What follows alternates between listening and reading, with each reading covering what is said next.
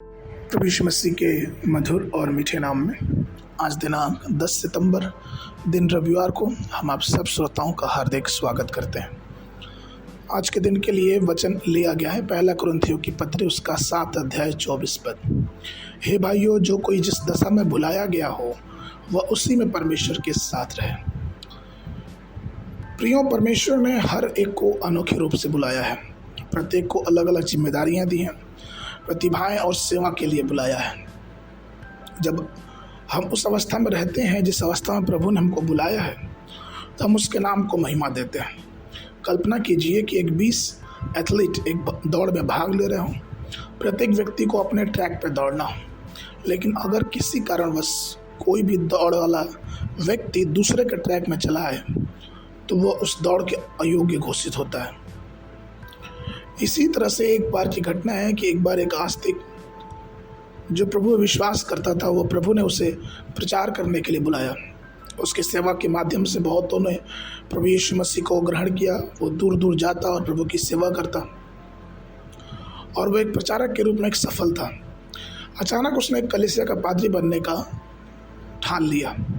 उसने कहा कि मैं प्रचारक होने में अपने परिवार को समय नहीं दे पाता हूँ, मेरे बच्चे एक अच्छे स्कूल में पढ़ नहीं पाते हैं, मैं अलग अलग जगहों पे दौड़ता रहता हूँ। अब जब चूँकि मैं पादरी बन गया हूँ तो मैं केवल ना अपने परिवार का ध्यान रख सकता हूँ, लेकिन अपने कलीसिया का भी ध्यान रख सकता हूँ, और सारा दसवांश भी मुझे मिलेगा, और इस तरह से मैं कई जगह यात्रा करने से बचा रहूँगा। इन तमाम योजनाओं को लेके उसने एक प्रचारक का कार्य छोड़ के एक कलीसिया में पादरी का रूप या फिर पादरी की सेवा को संभाला। लेकिन आपको मालूम, वो सेवा उसके साथ सफल नहीं हुई, क्योंकि वो जिस काम के लिए बुलाया गया था उस काम में वो विश्वास योग्य दृढ़ नहीं रहा। पादरी पॉल यंगीचो को सब लोग जानते हैं। उन्होंने अपनी सेवा की शुरुआती के दिनों में उन्होंने चाहा कि वो विली ग्राहम के समान प्रचार करेंगे। उन्होंने कई उपदेश उनके समान बोलने की कोशिश की, लेकिन एक दिन जब वो प्रार्थना कर रहे थे तो परमेश्वर ने उनसे बोला और बातचीत किया। उनसे कहा कि मेरे बेटे, तुम स्वयं को मेरे हाथों में समर्पित करो, तुम जो हो वैसे बनो और मैं तुम्हें आगे बढ़ाऊंगा।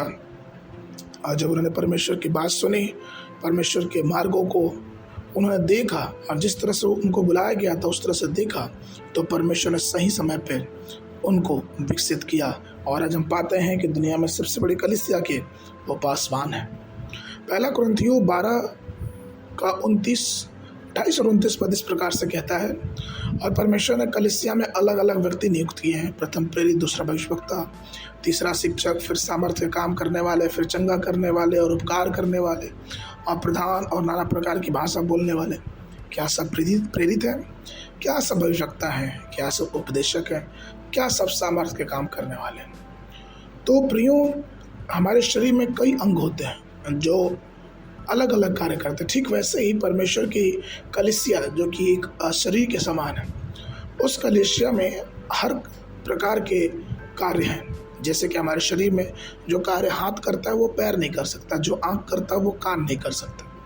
वैसे ही परमेश्वर ने भी हमारे अलग अलग प्रकार की सेवाओं को अपने लोगों को दिया है। वो अपनी इच्छा के अनुसार हमारे अंदर अपने अनुग्रह और वरदानों को भरता है, जिससे हम उसकी सेवा में और भी आगे बढ़ते जाते हैं। इसलिए आइए हम प्रभु को अपने जीवनों में इस प्रकार से थामे रखें कि जिस बुलाहट के लिए हम बुलाए गए थे और उस बुलाहट में बने रहें, ताकि हम बड़े प्रभावशाली रूप से प्रभु के लिए सेवा कर सकें। आज के मन के लिए पहला कुरिन्थियों की पत्री उसका 12 अध्याय 4 से 6 पद।